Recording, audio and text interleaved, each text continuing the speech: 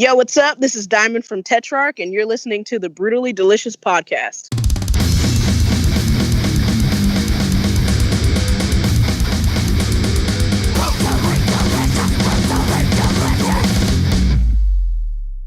Oh, hey, you are listening to the Brutally Delicious Podcast.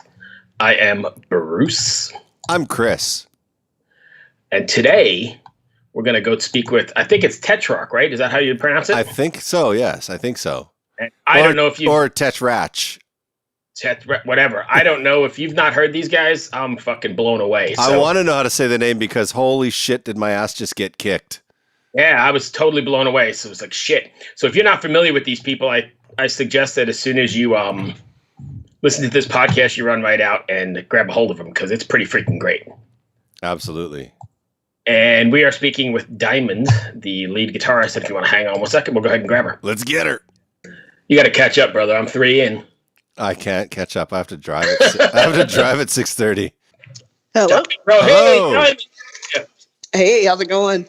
Good. Chris was just saying you were skunking us. I'm glad you proved him wrong. I am not. No, I have it on my phone, so if anything messed up, sorry, it's my phone. So You can blame Chris because I usually blame him for all the technical difficulties anyway.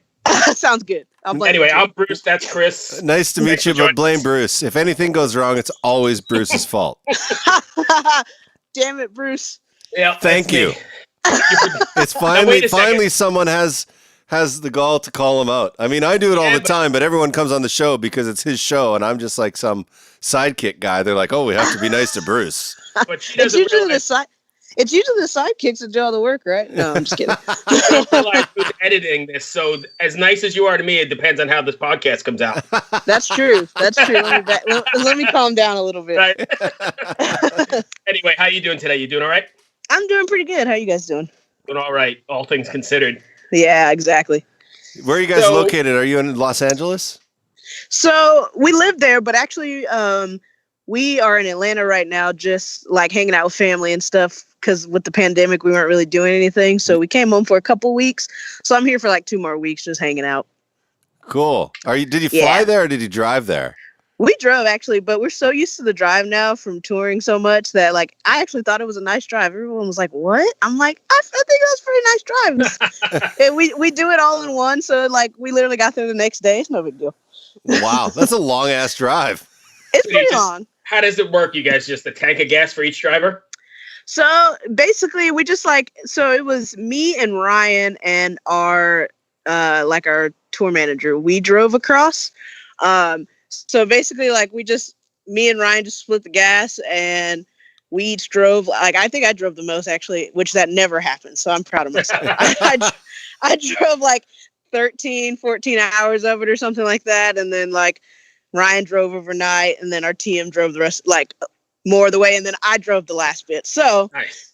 Yeah, we just split it up. And there's no traffic, so how easy was that drive? Exactly. There was no traffic, and gas is extremely cheap. I think we paid maybe $200 to get from LA to here in gas, which usually it's way more than that. And it literally took us exactly the amount of time it should have taken. So it was good. So what's it like being in Atlanta right now? Yeah, it's pretty good. I live my parents, live about 25 minutes outside of the city, 25, 30 minutes. Oh, so cool. Where I am, it's really calm and suburban, which is opposite of LA where I usually am. But obviously in Atlanta right now, it's kind of a mess. Yeah. I think everywhere is. LA is not much different from the looks of it. No, I think and LA's worse. Yeah, I live and work in Richmond, and it's pretty bad as well.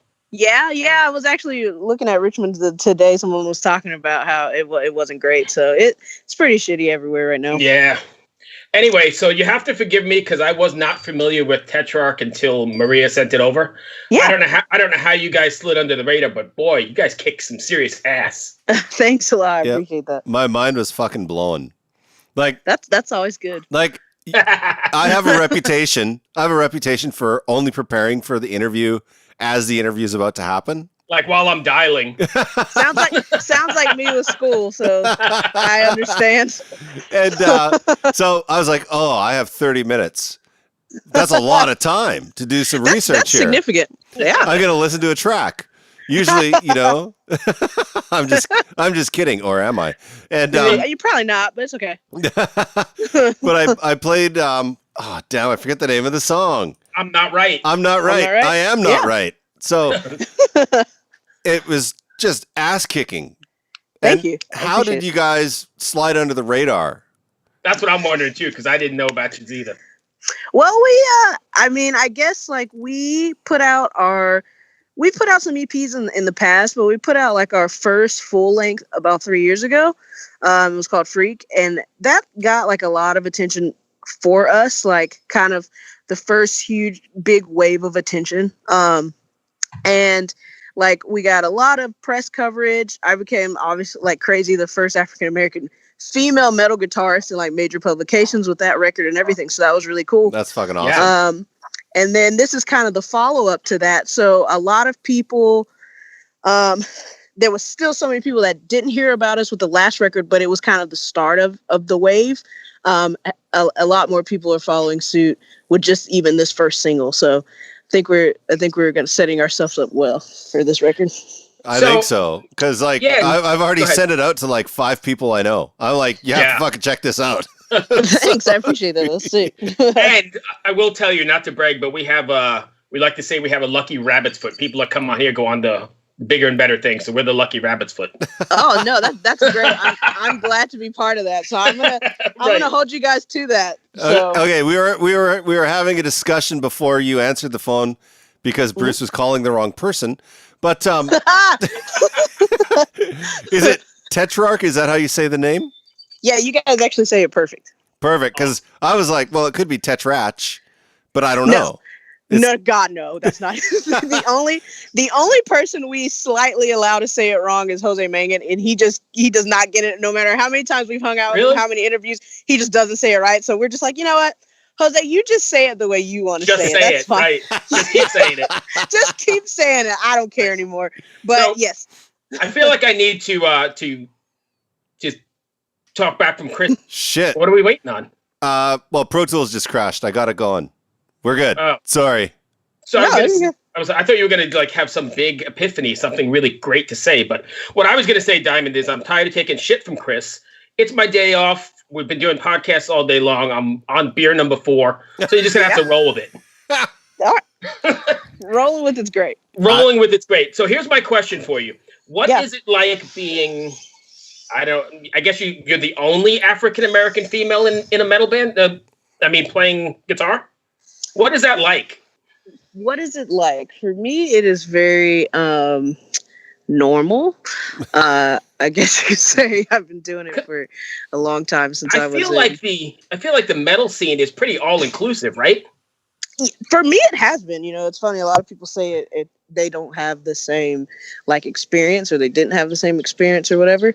But for me, it's been fine. Like I can't really think of any negative experiences or anything. You know what I'm saying? Like it's been nothing but positive. Like people who wouldn't usually listen to my band or listen to Tetrarch or anything like that do because of it, and I'm thankful for that. You know. I talk to a lot of females, not necessarily black, but like females in this genre, and they say they have cars pulling out.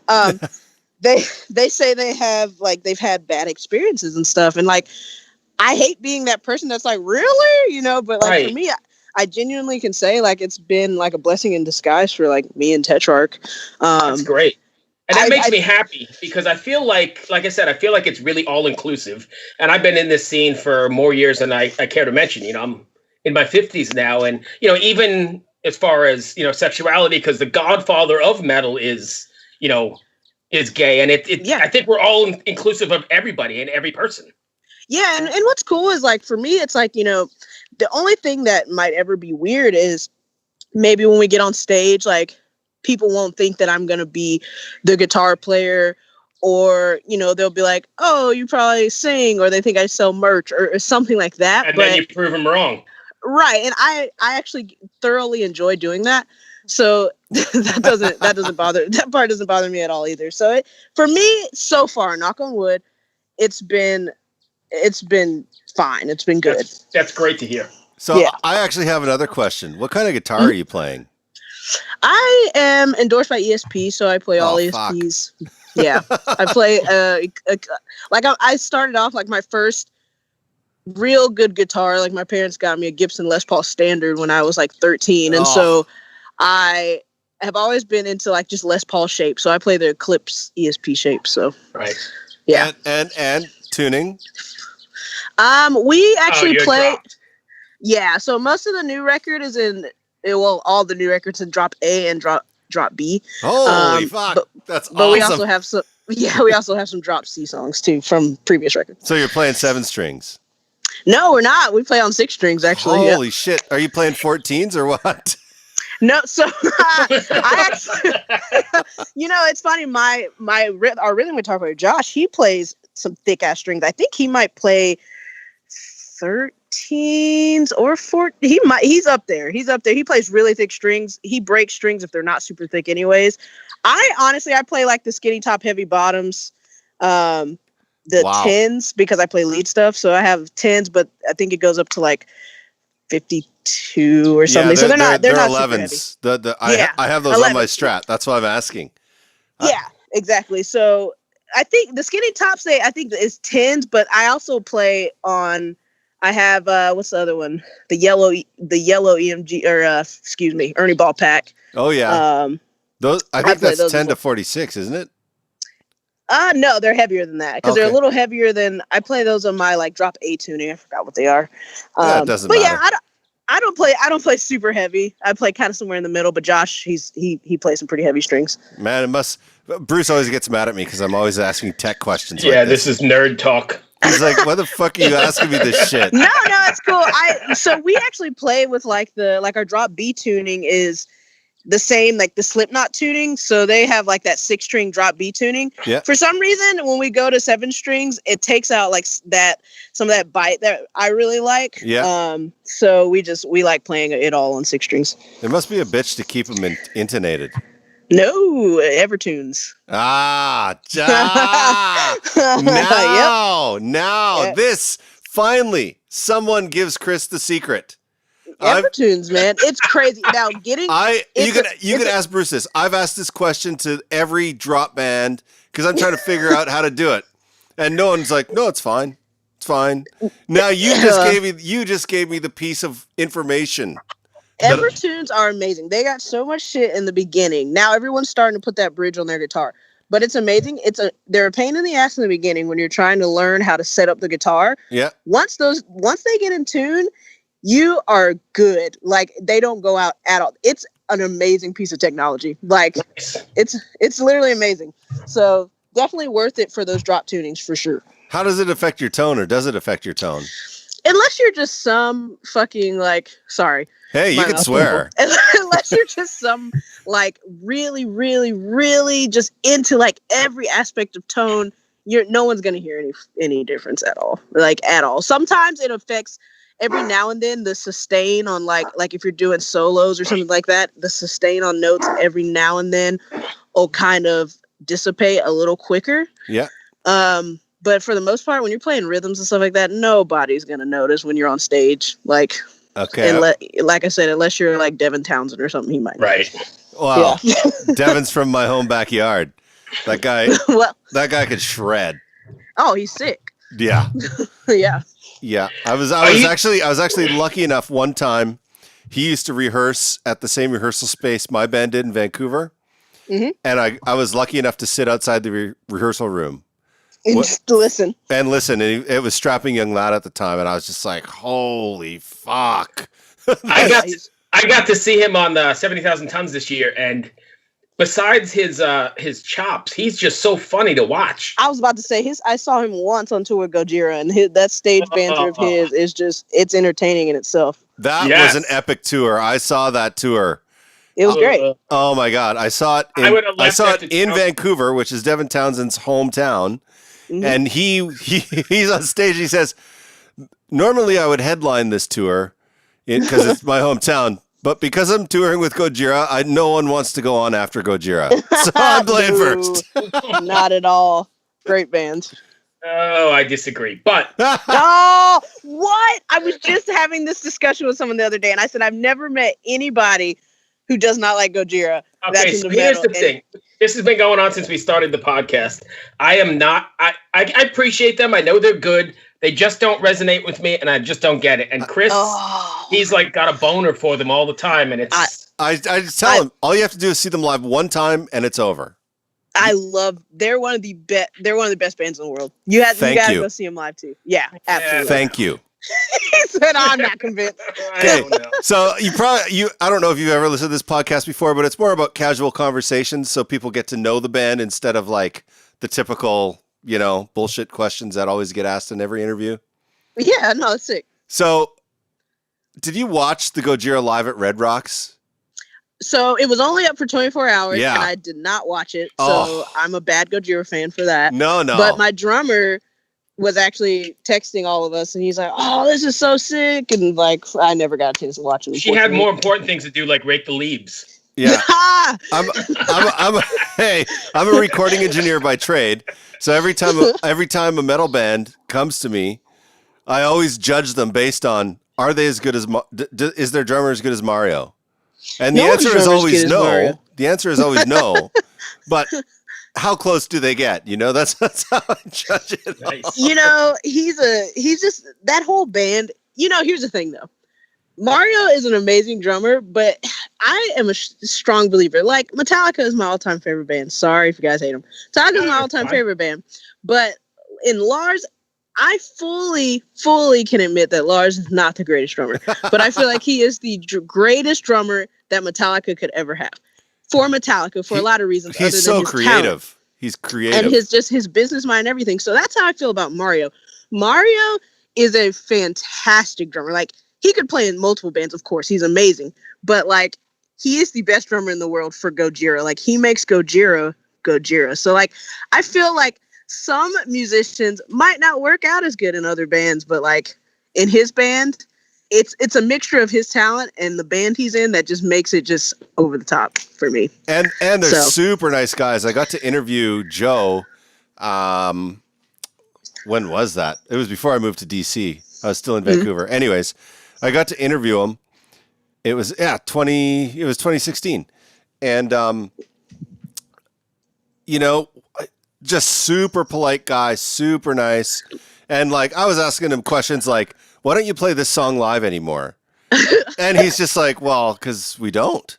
It's like, but I love that song. And he's like, if we played every song a fan asked us to play, they would never get off stage. So I was asking him dumb questions like that because I won some contest to interview him. So I was just like, oh my God, But I feel you. After that interview,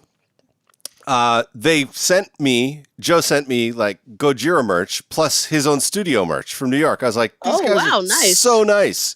That's really cool. And then when they were on tour with Metallica in Vancouver, I did some work with Metallica for their tour from an audio engineering perspective.